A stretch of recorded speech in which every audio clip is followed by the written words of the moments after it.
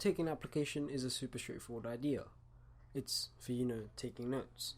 But when your phone is involved, it becomes a lot more complicated. A note can come in text, pictures, links, or even links to invitations for another day. And the note-taking application of your choice should be able to handle all of this. So this is your ultimate note-taking app for iOS and Android. A really good note-taking app should be able to handle anything, anywhere, at any time. And this is why Evernote is the best app out there for this. And it is also the best cross-platform app too. It can be a little scary at first, but it's so incredibly powerful that it will always be able to work with whatever you're doing.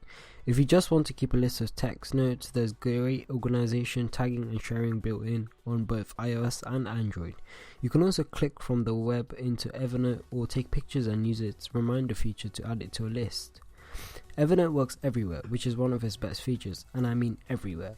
iOS, Android, Mac, Windows, the web, Windows Phone, and even BlackBerry.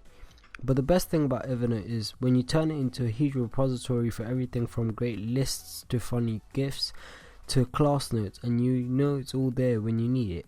Technically, Evernote is free, but for $5 a month or £3.92 a year for all my British viewers, we can get all that and much more. For example, better search, better security, and much more opportunities for taking notes.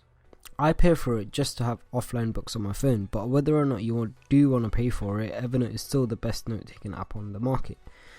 Its only real competition is OneNote, Microsoft's note-taking app.